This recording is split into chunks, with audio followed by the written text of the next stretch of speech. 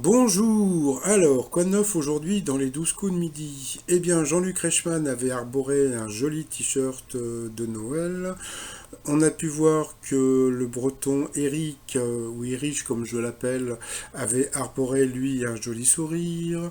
Dans le public, on a pu voir ses beaux papas et sa belle maman, et puis bon, bah, sa jolie femme, qui était breton à 100% pur beurre. Donc mon nouveau t-shirt, c'est breton ou bretonne sur demande 100% pur beurre. Au coup d'envoi, donc la première question. Quel légume oblong, je suppose que ça voulait dire oblong, donc c'est pas grave, donc quel légume oblong de teinte violet sombre est un des principaux ingrédients de la moussaka, donc bien sûr c'était l'aubergine. Après donc vous aviez Sylvie, vous aviez après Thomas et vous aviez Johan.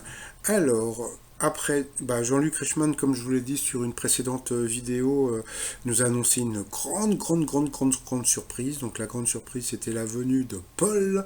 Donc voilà, donc Paul est venu avec les cheveux longs, il avait changé sa monture, il était toujours aussi sympathique.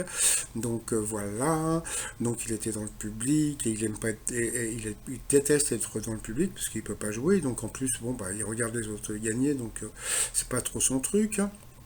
Alors, pour Sylvie, la première question, avec quel chanteur Oxmo Puccino se vante-t-il d'avoir réussi sa vie dans le titre My Life? Donc c'était avec Orelsan. Donc sur cette question, elle est passée à l'orange. Après, donc vous aviez pour Thomas, d'où vient l'expression être franc du collier, donc du monde agricole. Ensuite, vous aviez donc pour Johan, alors en 1995, lors de la finale du tournoi de Wimbledon, comment Boris Becker en difficulté a-t-il réussi à faire craquer mentalement André Agassi? Eh bien, bah, à l'époque, André Agassi flirtait quoi, avait une belle histoire d'amour avec Brooke Shield, l'actrice, et puis bah, comment dire, Boris Becker, bah, pendant tout le tournoi, bah, lui faisait des petits bisous comme ça, etc. Et puis l'autre, il a craqué par jalousie, donc c'était assez rigolo comme, comment dire, comme anecdote. Pour Erich, alors quel guerrier du Moyen Âge japonais suivait un code d'honneur appelé Bushido? Donc ça il le savait, mais comment dire, Paul qui était dans le public aussi le savait. À quelle activité 91% des enfants de 7 à 11 ans préfèrent-ils jouer? Eh bien on a demandé à Paul qui lui savait que c'était de jouer dehors. Donc sur cette question, eh bien Sylvie est passée au rouge, qui dit rouge dit duel. Elle a pris donc Thomas en duel, qui a eu une question assez simple, hein. Quel mot contient une lettre qui vaut 100 bonus à 10 points au Scrabble? Donc bah, c'était pyjama donc avec le Y. Donc voilà, ensuite, eh bien, Thomas, Eric et Johan se sont retrouvés au coup par coup. Donc voilà, bon, à ce moment-là, bah, Paul, comme à son habitude, bon, bah voilà, il a ramené un petit peu sa science, hein, puisque comme il connaît beaucoup de choses, donc voilà, il nous a expliqué pas mal de choses. Thomas d'abord est passé donc à l'orange. Après, donc il y a eu la venue de Vincent Gérard, que je ne connaissais pas, qui est le gardien de l'équipe de France et puis du PSG Handball. Donc, eh bien, bonjour et bon anniversaire, monsieur, que je ne connaissais pas. Après, eh bien, bah, c'est encore Thomas qui est passé à l'orange, donc au rouge, qui dit rouge dit duel. Il a pris Johan en duel, qui a eu une question qui était assez simple, hein, qui animait le jeu télévisé Le Schmilblick. Donc bien sûr c'était Guy Lux, voilà, donc Guy Lux que j'aime beaucoup. Donc je vous dirai un jour pourquoi. Et puis bah, sinon bah, après Johan et Eric se sont retrouvés en coup fatal. Donc bah, Johan comme je le dis n'a pas été ridicule, mais bon c'est vrai que et souvent, les questions, franchement, bon, je veux pas dire du mal, mais il y a beaucoup de questions difficiles pour le challenger du maître de midi, mais bon, passons. Donc, comme on peut voir donc, sur la dernière question, que représentent les toits de l'opéra de Sydney pour l'architecte John Hudson qui l'a construit, franchement, bon, bah voilà, quoi. Puis bon, après, on voyait donc Eric qui faisait son petit sourire. Bon, bon, il était content d'avoir gagné, mais bon, de gagner sur des questions qui étaient très dur pour l'autre candidat. Bon, je trouve pas ça très... Bon, bah, c'est pas grave. Alors, bon, bah, sur mon autre vidéo, quoi, sur ma vidéo d'hier, je vous disais qu'on allait entendre dans les prisons de Nantes. Puis j'avais l'impression qu'ils m'ont écouté. Bon, pourtant, ils m'ont pas écouté, puisque, bon, bah, voilà. Donc, maintenant, ils ont mis, donc, c'est le groupe Calfa. Voilà. Donc, ce sont comment dire, des Bretons de Lorient. Donc, si vous voulez aller écouter ce qu'ils font, donc, vous pouvez donc les trouver sur YouTube. Donc voilà, donc des Bretons de Lorient. Donc la chanson aujourd'hui c'était Chouchen, je sais pas quoi, etc. Donc, pardon. Après donc par rapport au coup de maître, alors France Gall chantait, il jouait du piano donc debout. Donc le t-shirt, il jouait du piano debout, si on peut voir, bon passons. Après quelle est la couleur principale du recto de la carte vitale? Bon ça c'était assez simple. En pâtisserie, que signifie le terme chablonné?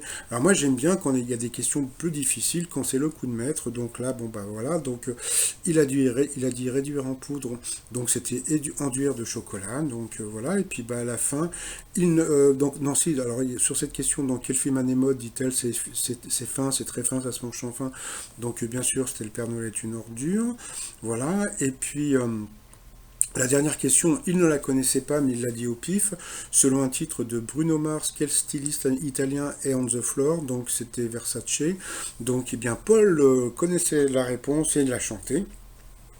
Donc il ne connaît pas que des questions sur l'histoire, mais il connaît aussi pas mal de questions sur la musique et sur d'autres choses. Par rapport à l'étoile mystérieuse, bah ça bouge pas, donc on voit toujours le chien. Donc bon bah au départ j'avais dit que c'était un boxeur, bah, parce que bon bah tout le monde disait que c'était un boxeur, mais ce n'est pas un boxeur.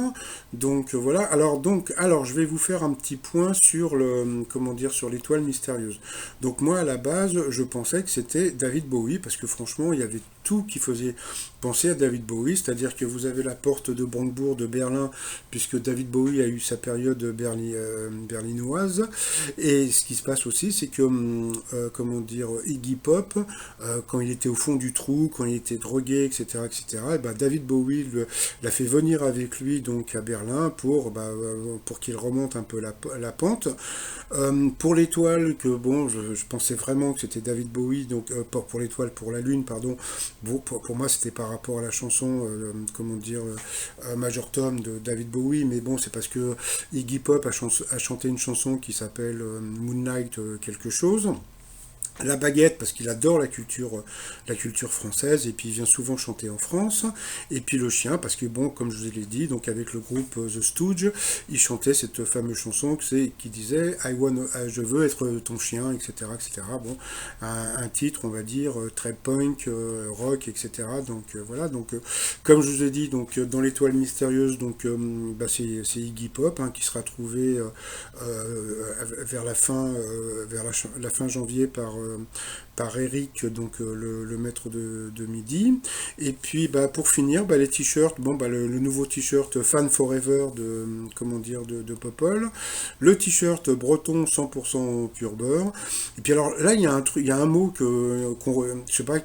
qu'on entend tout le temps, c'est avec les grèves qui se passent en ce moment, c'est le mot impacté. Voilà, donc impacté, voilà, donc tout le monde est impacté, donc on demande aux gens s'ils sont impactés par la grève, j'en ai fait un t-shirt, je suis impacté, ou pas, ou si vous n'êtes pas impacté, etc., etc. Donc tous les t-shirts se trouvent sur le site trosmignon.com, et puis sinon, alors, par rapport à demain, que je ne sais pas si Paul sera dans le public, puisque il nous l'a dit, il n'avait pas trop envie de revenir, parce qu'il déteste être dans le public, donc on le verra dimanche, puisque l'émission a déjà été enregistrée, et puis comme je vous ai dit, donc il est venu pour faire la promo de l'émission, et puis voilà, puis sinon je vous souhaite une très très bonne journée et je vous dis à demain, bye bye.